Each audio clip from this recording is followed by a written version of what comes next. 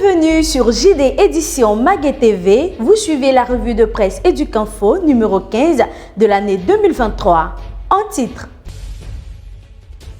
la ministre Mariatou Koné a pris part à la signature d'un mémorandum d'entente cadre entre la Côte d'Ivoire et le Canada. Deuxième édition du Forum national de l'entrepreneuriat en milieu scolaire. À l'international, visite estudiantine au barrage hydroélectrique de Caleta. Éducation nationale. La ministre de l'Éducation nationale et de l'alphabétisation, Mariatou Koné, a pris part ce mercredi 26 avril au ministère des Affaires étrangères à la signature d'un mémorandum d'entente cadre entre la Côte d'Ivoire et le Canada.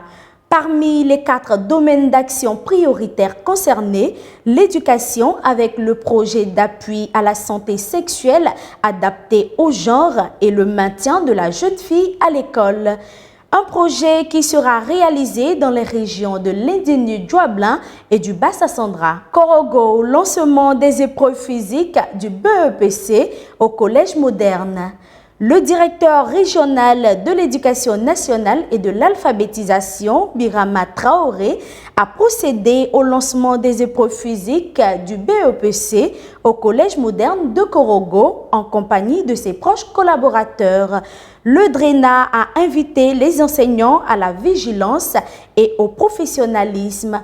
Rappelons que ces épreuves sont prévues du 24 avril au 3 mai 2023. Enseignement technique. Le HCR rétrocède officiellement son centre de formation professionnelle à l'État ivoirien.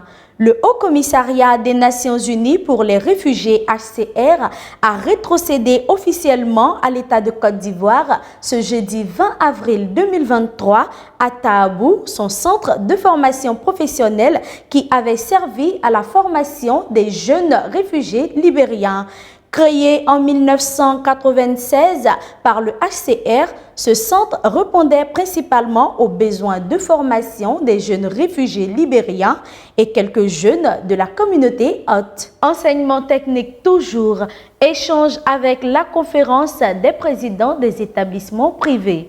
Le directeur de cabinet du ministère de l'enseignement technique, de la formation professionnelle et de l'apprentissage, Sangaré Moustapha, a eu une rencontre ce mercredi 26 avril 2023 au lycée technique de Cocody avec la conférence des présidents des établissements privés.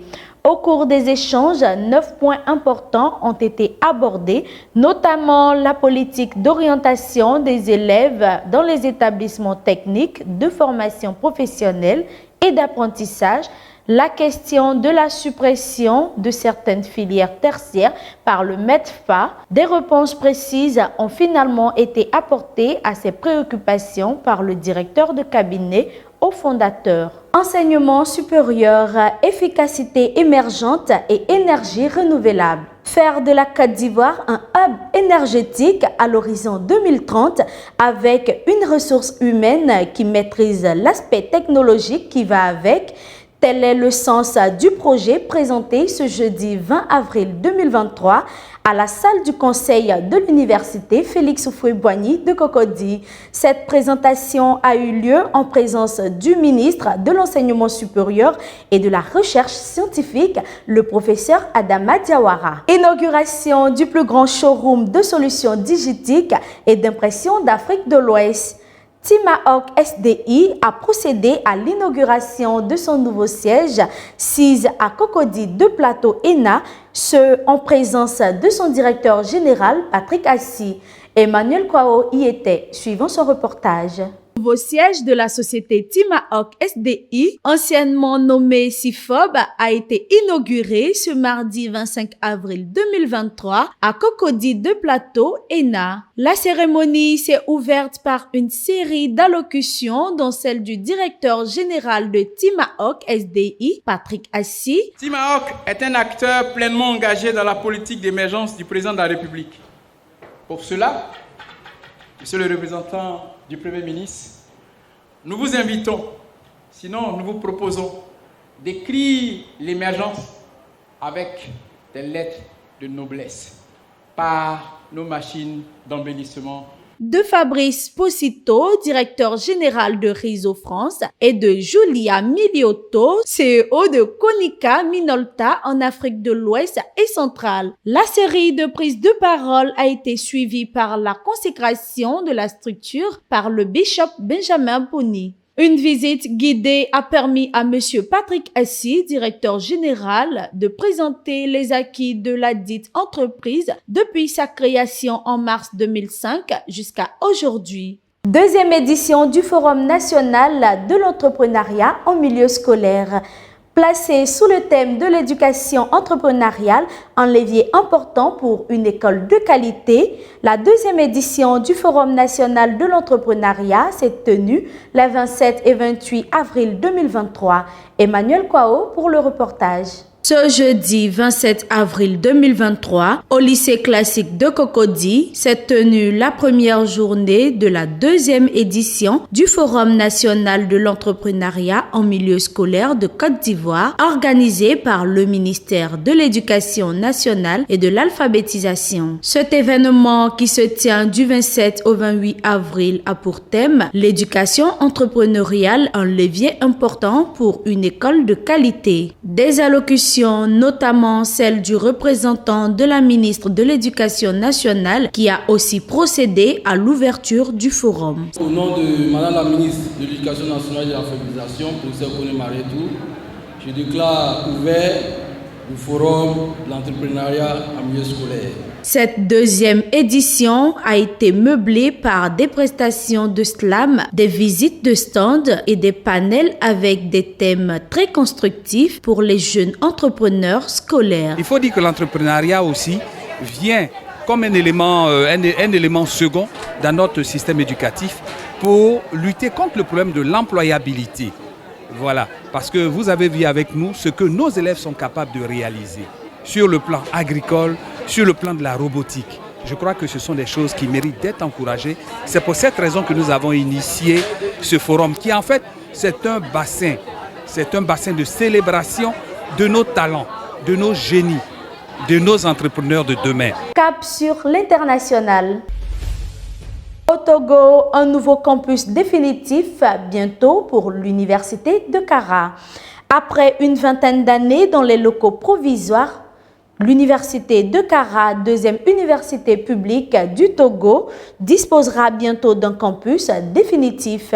Le président de la République, Faure Gnassingbé, a officiellement procédé à la pose de la première pierre de l'édifice ce lundi 24 avril 2023. L'infrastructure aura une capacité d'accueil de 30 000 étudiants et est organisée en plusieurs pôles. Visite estudiantine au barrage hydroélectrique de Caleta. Dans le cadre d'une visite de terrain, les étudiants en licence 3 du département de génie électrique à l'Institut technique de l'Université Gamal Abdel Nasser de Conakry ont effectué une visite au barrage hydroélectrique de Caleta et de Swapiti. Ce sont 50 étudiants qui ont effectué cette visite pour découvrir les technologies et les processus utilisés dans la production d'électricité au niveau du barrage hydroélectrique de Caleta. Passons à l'actualité chez nous.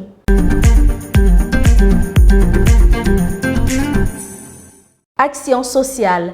JD Édition fait des dons à l'antenne pédagogique et de la formation continue d'Adzopé et à la coordination régionale de mathématiques. Suivons l'élément. La maison citoyenne d'édition JD Édition, dans son élan de générosité, a fait plusieurs dons de splits et de gadgets à l'antenne pédagogique et de la formation continue d'Adzopé, ainsi qu'à la coordination régionale de mathématiques. C'était ce mercredi 26 avril 2023 à Adzopé. Le représentant du chef d'antenne a tenu des mots de remerciement à l'endroit de JD Édition.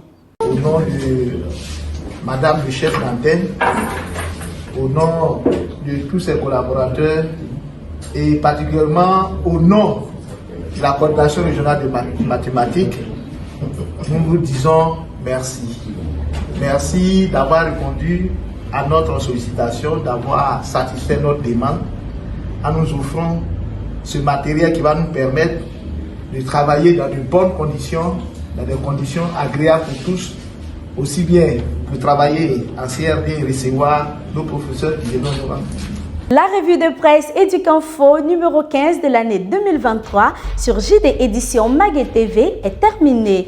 Pour plus de détails et autres informations sur l'actualité éducative nationale et internationale, rendez-vous sur www.jdéditionmagazine.tv. N'oubliez pas, l'ignorance, c'est la pire maladie de l'âme.